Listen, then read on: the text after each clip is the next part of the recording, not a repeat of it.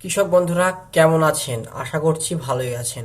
তো আজকের ভিডিওর মূল বিষয় হলো এই যে আপনারা আমন ধান জমিতে লাগাচ্ছেন, তো এই সময় লাগানোর আগে আপনারা কি সার প্রয়োগ করবেন।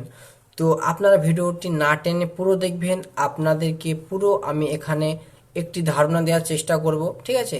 তো আপনারা দেখছেন grow and green success YouTube channel এবং আমি আপনাদের সঙ্গে আছি রানা। তো যারা যে চাষি বন্ধুরা চ্যানেলটিতে নতুন এসেছেন যারা অবশ্যই চ্যানেলটি সাবস্ক্রাইব করবেন এবং আপনারা পাশে থাকবেন। তো চলুন বেশি দেরি না করে ভিডিওটি শুরু করি।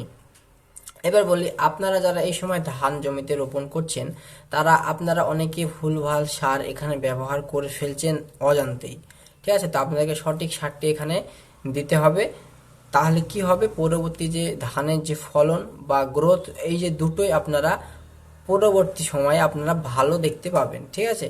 তো চলুন এবার আপনাদেরকে প্রথমে যে বিষয়টি আমি বলি, যে ধান যখন রোপণ করছেন বা কাদান করছেন, আপনারা কাদন কাদান করার যে সময়, যে ধানে যে কাদা করছেন সেই কাদা করার সময়তে আপনারা এখানে একটা জিনিস করবেন।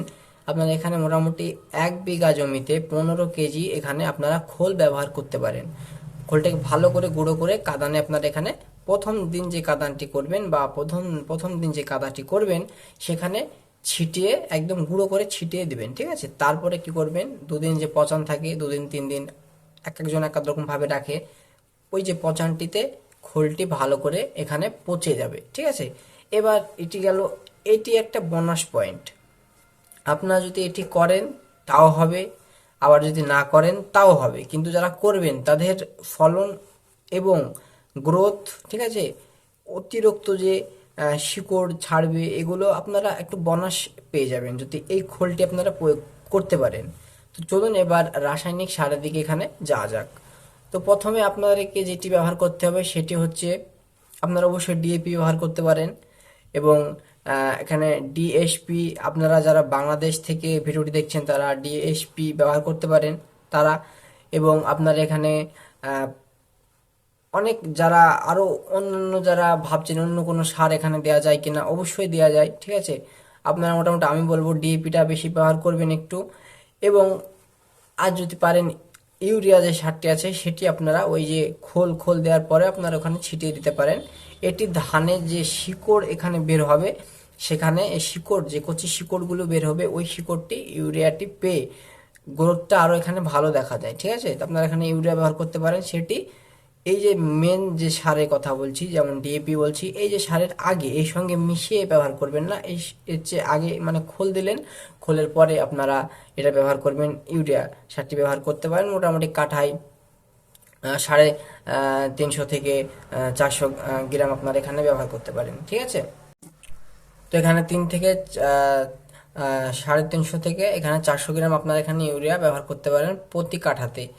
এবার বলি, আপনারা তো এখানে সব কিছুই দিলেন, যে সারগুলো আপনারা অনেকে দিয়ে থাকেন 10-26 বা অন্যান্য যে সারগুলি, ঠিক আছে, আপনারা এখানে দিয়ে থাকেন। তা আপনারা এটা লক্ষ্য করবেন ফসফরাস মাত্রা এখানে যেন বেশি থাকে, আপনারা এটা খেয়াল করে আপনারা সার দিবেন, যে বাকি সারগুলো আপনারা এখানে দিবেন, ঠিক আছে? তো এবার বলি, এর সঙ্গে আর আপনারা কি দিবেন।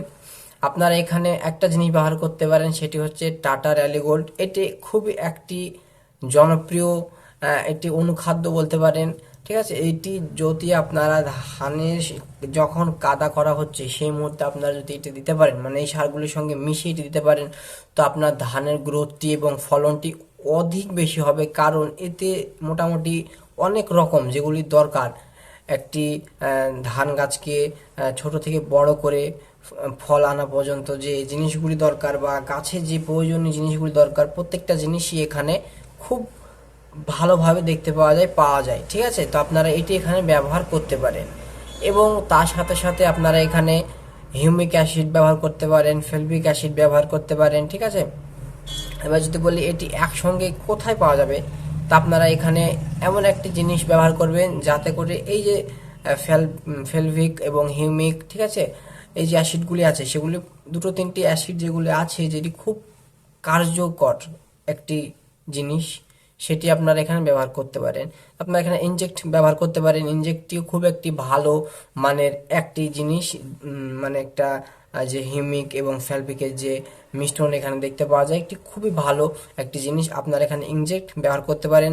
আবার অন্য কোনো কোম্পানির আপনার এখানে আপনাদের ওখানে যেটি জনপ্রিয় সেই কোম্পানিটিও বা আপনি যেটি দিয়ে কাজ পেয়েছেন সেই জিনিসটিও আপনি এখানে ব্যবহার করতে পারেন। তো এই হচ্ছে বিষয়, আপনারা এই কথাগুলি ভালো করে মনে রাখবেন যেগুলা আমি এখানে বললাম প্রথম থেকে, ঠিক আছে? তাহলে কি হবে, আপনাদের অনেকটাই সহজ হবে এই যে সারগুলি আপনাদের দিতে, বা কি কি সারের সঙ্গে আপনারা দিবেন সেটি এখানে পুরোপুরি স্পষ্ট আপনাদেরকে আমি জানিয়ে দিলাম।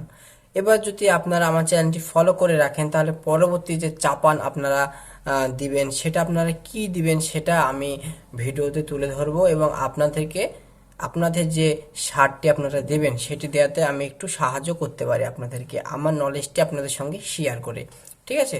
তো আমি এই যে হানা সিরিজটি শুরু করলাম, তারপরে আমি এখানে ফুলকপি এবং বাঁধাকপি যে নার্সারি ফেলেছি তার সিরিজ আমি এখানে স্টার্ট করেছি। আমি চারা ফেলেছি ওখানে, এবার দু একদিনের ভিতরে আমি ভিডিও আসবে, নেক্সট ভিডিও, যে এখানে আমার চারাগুলির কি অবস্থা, আপনারা কি এখানে করবেন না করবেন এই যে নার্সারির বিষয়ে খুব শীঘ্রই একটি ভিডিও আসতে চলেছে, আপনারা আমার চ্যানেলটি ফলো করে রাখতে পারেন। তারপরে করলা চাষ করব সেটির বিষয়েও সেই সিরিজটি চালু হবে, সেখানেও আমি অনেক কিছু জানাবো আপনাদেরকে, একের পর এক ভিডিও আমি এখানে দিতে থাকবো। তো আপনারা আমার চ্যানেলটি সাবস্ক্রাইব করে পাশে থাকতে পারেন। তো আজকে ভিডিওটি বেশি বাড়াচ্ছি না, আপনারা ভালো থাকবেন, সুস্থ থাকবেন।